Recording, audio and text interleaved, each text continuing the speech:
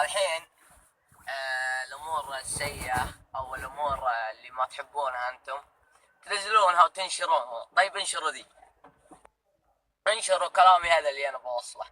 اول شيء الاعلام وبعض القنوات السيئة اللي ما تشرفنا. الحين ابو سن بث مع كريستينا، بث مسيء في ايش؟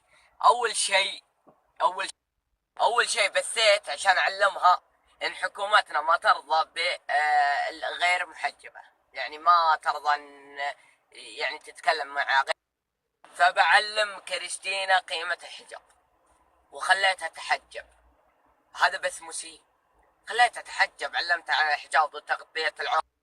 بعدين يا الاعلام نزلوا الكلام هذا. طيب كلام ابوجهه انا لكم انتم، للناس السيئة او الناس اللي انا انسجنت عشان البث المسيء والبث مع فتيات عريات. هذه سجنتي، وانا ما بثيت لا مع فتيات عريات ولا بث مسيء. لكن اللي يدور الزلة هذا شيء ثاني. اللهم لك الحمد، بثيت وعلمتها الحجاب وقلت لها تحجبي، يعني المفروض تشكرني على اللي ينتقدني. المفروض انكم تشكروني على الشيء هذا، اني علمتها على الحجاب وقلت لها تحجبي، ولا بثيت معها بدون حجاب ولا شيء.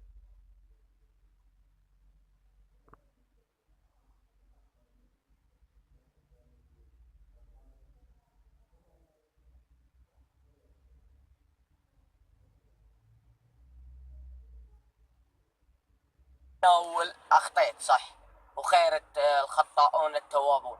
ثاني شيء أنا قدمت هذا البث عشان وش الناس أخذ فكرة سيئة عني وبعد، لكن رجعت عشان وش أصلح خطاي. يعني لو إني انقطعت أبقى على خطاي، بس أنا ودي أصلح الخطأ اللي أنا. فهموني يا ناس، أبو سن أخطأ مبطي وأخذ حقه وجزاه، لكن رجعت أبعدل الصورة اللي أنا قدمتها. والله ثم الله اللي يشهد بي اني ما غير رجعت عشان اصلح الصورة اللي انا فيها، يعني كنت خاطئ ودي اعدل. وهذا كلام من ابو سن لكم. ابو سن اخطأ لكن رجع عشان يصلح خطأ. افهموا يا عالم. الاعلام دايم ما ينقل شيء غير الشيء السيء، الشيء اللي يشهر به او ينشهرون عشانه. فانا اقول للاعلام الله يجزاكم خير والله يسامحكم على تأذيتي او تشويه صورتي. الله يجزاكم خير. يلا يا قناة ام بي سي نزلها بالاخبار التاسعة. كلامي ذا ان كانكم يا ام بي سي ما تبون لي الشر، نزلوا كلامي هذا. ولا يا ام بي سي ما تنزلون غير اللي تشوهون سمعته او تشوهون صورته. يلا ان كانكم بتعدلون صورتي نزلي الكلام ذا. يعني انا لو اني في محكمة الشيخ بياخذ مني كلام بياخذ من الثاني كلام. نزلوا صورتي هذا، اخذوا كلامي مو اللي انتم ولا ما تحبون تسمعون مني. يعني ما فهمت شيء انا. يعني كذا الحين حطوها في ام بي سي خبر عاجل، ابو سن يرد على الاعلام او يرد على اللي ينتقدوه. حطوها يلا ان كنتم. الحين قناة ام بي سي تقولون ابو سن اللي بث وقال الامريكية تحجب ويعلمها الحجاب بالشيء زين، تقولون بث مسيء. الحين قناة ام بي سي ليش ما تحاسب نفسها؟ تقول ابو سن بث مسيء وهو يعلم الامريكية الحجاب، ليش ما تحاسبين نفسك؟ الحين يا قناة ام بي سي ليه ما تحاسبين نفسك؟ ما تشوفين غير ابو سن؟ ليش ما تحاسبين وانت كل شوي حاطه الساعة 12 مسلسل تركي زايد؟ ما اقول غير حسبي الله ونعم الوكيل، حسبي الله ونعم الوكيل، والظالم بيجي جزاته.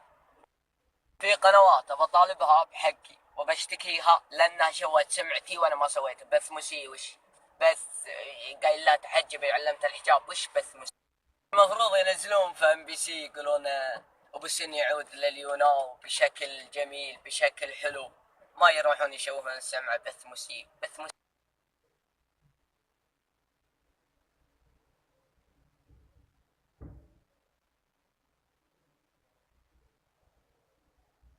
اللي يحب ابو سن يعزه يدخل على هاشتاج وابي يوصل ترد، ابي كلامي يطلع، ابي كلامي يسمعه الكل.